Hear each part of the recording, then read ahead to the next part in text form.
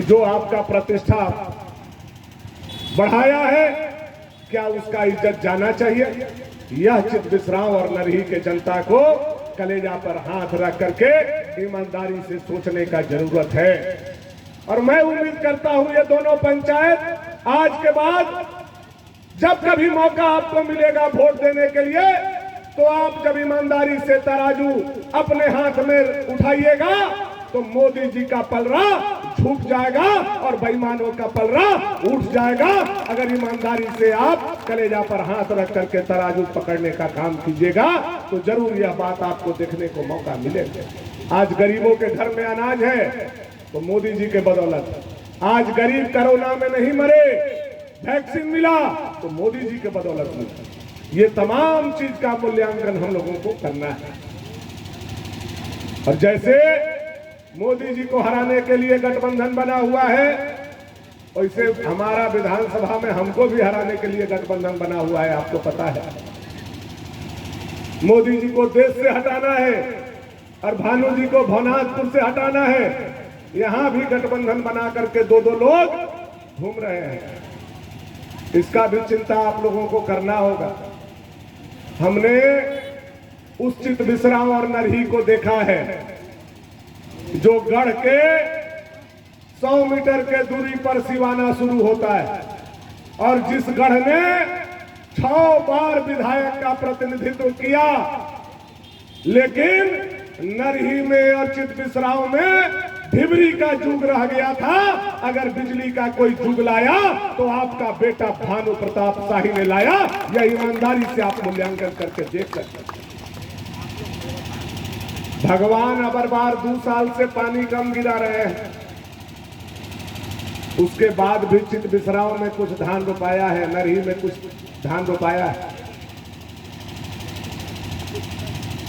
2-4-10 मन धान सब किसान के जो रोपा गया हो जाएगा। अगर 10 मन आपका धान होता है, आप जौन देवी देवता के पूजते हैं उनके दरवाजा पर जाकर के रख दीजिए। डिहवार बाबा के, रैया बाबा के, बरम बाबा के, कंकालनी माता के, बजरंग बली के, शिव जी के, उनके पास रख दीजिए 10 मन और पूछिए भगवान जी से, भगवान जी यह 10 मन धान हुआ है तो इसका असली बटाईदार कौन है, किसके चलते हुआ है?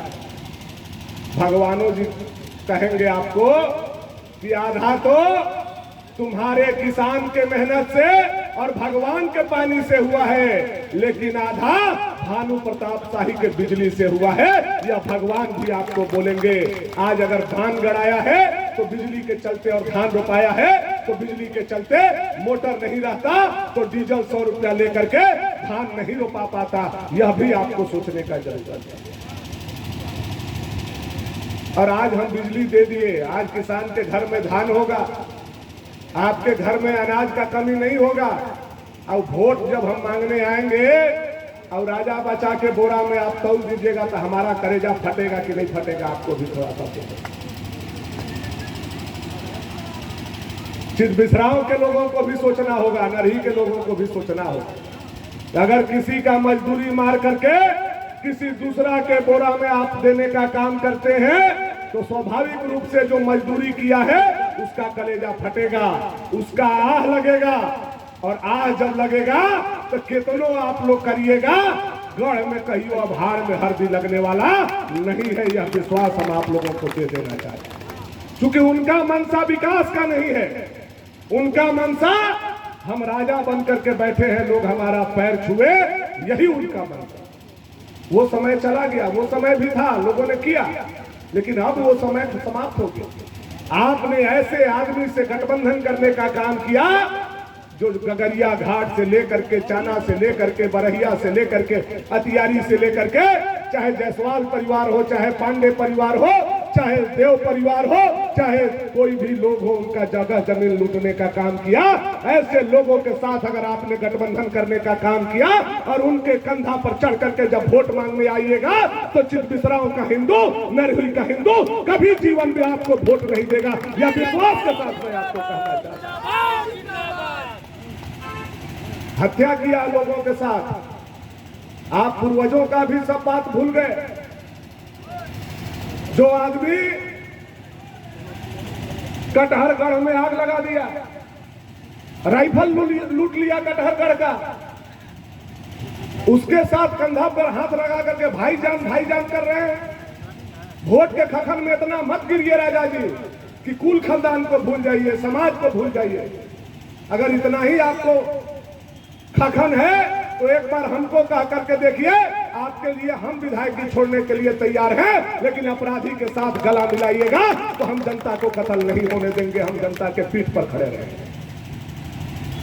सामंतवादी और आतंकवादी दोनों मिलकर के भानु प्रताप शाही के विकासवादी सोच को मारना चाहता है। इसलिए आप लोगों को भी सतर्क रहने का जरूरत है। उनका अपना एजेंडा है, अपना मकसद है, जनता से कोई मतलब नहीं है। आज देखिए जिस पार्टी में है, जिसका सरकार है, हेमंत सोरेन जी का क्या आतंक मचाया है पूरे झारखंड में, आपसे छुपा हुआ नहीं। मोदी जी 1,40,000 रुपया का गरीबों का आवास भेज रहे हैं। पूरे झारखंड में 8 लाख आवास बाकी है और 8 लाख आवास बाकी रहने के चलते 1.5 साल से आवास नहीं आ रहा है गरीबों का, जिसका नाम सूची में है। वह आवास 8 लाख क्यों बाकी है? पढ़ा लिखा नौजवान है, हाथ में मोबाइल है, सर्च कीजिए, रिसर्च कीजिए और सरकार से पूछिए कि 8 लाख आवास झारखंड में बाकी क्यों है, क्यों नहीं आपका आगे का आवास आ रहा है। गरीब आज क्यों किसी का खपड़ा का घर छूता हुआ आज उसके यहाँ है, क्यों नहीं पक्का का मकान मिल पा रहा है। जब आप सर्च कीजिएगा तो आपको पता चलेगा मोदी जी 1,40,000 भेज दे रहे हैं। 8 लाख आवास में सीमेंट लोग खरीद लिया, छड़ खरीद लिया, ईंटा खरीद लिया, मजदूर को दे दिया, मिस्त्री को दे दिया, लेकिन जब बालू लेने जा रहा है तो पुलिस जो है टोपी पहन के बालुए पर बैठा हुआ है। इस सरकार से पहले जो बालू उचित बिसराव में 500 रुपया में ट्रैक्टर में गिरता था, एक ट्रैक्टर 500 रुपया में आज 5,000 में गिर रहा है कि नहीं गिर रहा है? तो अपने से बताइए तो सब। ये 6,000 हमारा दल तो 5,000, 1,000 और वजन पड़ता। यह लुटेरा सरकार, बताइए इतना भारी लूट, मोदी जी का दिया हुआ पैसा, आवास नहीं बन पा रहा है गरीबों को। बालू किसका है? ये बांकी नदी अगर हमारा है तो उसमें नदी, नाला, पत्थर, पहाड़ हमारा है, बालू हमारा है। लेकिन हेमंत सोरेन सरकार ने सिखाया कि बालू सरकार का है। सीओ का ड्यूटी उसी पर लगा दिया, बीडीओ का ड्यूटी उसी पर लगा दिया, दरोगा का ड्यूटी उसी पर लगा दिया और बालू को आज सोना बना दिया।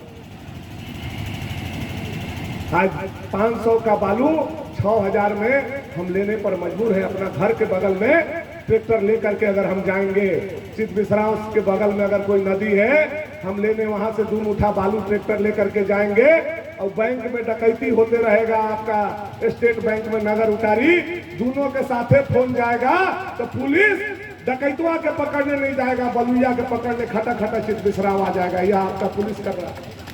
गलत कर रहे हैं तो बताइए, हो रहा है कि नहीं हो रहा है? बालू से पैसा निकाल दिया। वाह रे हेमंत सरकार, हम तो सोचते हैं कितना बड़ा खोपड़ा है पैसा निकालने का इस सरकार के पास, जो कभी सोचा नहीं उस चीज से बालू से पैसा निकाल लिया। और क्या किया? मोटरसाइकिल से भी पैसा निकाला। अब देखा बालू के बाद क्या है, तो घरे घरे मोटरसाइकिल। पता किया नरही में कितना मोटरसाइकिल है, तो 350। चित विश्राम में कितना है, तो 600। क्या दुख बेटा, हम तोरा से भी पैसा निकालेगा। अब आजकल लड़कनों के बिया होत बात, तो चाहे कौनो जात के हो, बिना मोटरसाइकिल के तो केकरो बिया होते नहीं।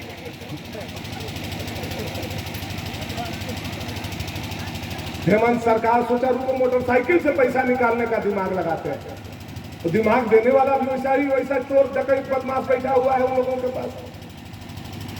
अब ससुरारी से नया मोटरसाइकिल मिला, घरे नया परिवार आइल बा, लइकन कहलन चला हम राजा पहाड़ी घूमे आवत, चला बड़ा बढ़िया जगह बा, यहाँ से स्टार्ट कैलन। और जैसे ही हुआ मेन रोड पर गईला, तैसी खप मानी टोपी पहन के बड़ा बाबू बैठल बन, कुछ न कुछ कमी खोज के 10,000 रुपया के चाहे तो चालान ठोक दूं, चाहे 5,000 रुपया पॉकेट में। हो रहा है कि नहीं हो रहा है? मोटरसाइकिल से भी पैसा निकालने का काम यह हेमंत सोरेन सरकार का। जमीन से भी पैसा निकाल रहा है। आप सोचिए, गहराई से सोचिए, हम कोई हल्का बात नहीं बोल रहे हैं आप लोगों के बीच में आए, गहराई से सोचिए। बालू हमारा है, उससे पैसा निकाल लिया, मोटरसाइकिल हमारा है, उससे पैसा निकाल लिया, जमीन हमारा है बाप दादा का, पुसुक दर पुसुक से चलते आ रहा है, लेकिन वह ऑनलाइन में या मोटेशन में गड़बड़ी हो गया, अब चले जाइए सुधरवाने, बिना पैसा का आपका वहां सुधारने के लिए नहीं बैठा है। ऐसा ऐसा बेईमान बैठा है कि अपना जगह जमीन गहना दे करके आपको जा करके सब जा करके उसको सुधरवाना है। आपका जमीन से भी वह पैसा निकाल लिया, सब कुछ आपका है। ऐसा आज तक लूट कभी देश दुनिया में नहीं हुआ होगा जो हेमंत सरकार में आज लूट हो रहा। और क्या हुआ, भागवती ग्रिड बना करके जब हम 20 घंटा बिजली दे दिए आपका, उस पर भी लोग का नजर गड़ गया। अंग्रेज जैसे बूट पहन के कड़ाप कड़ाप चलता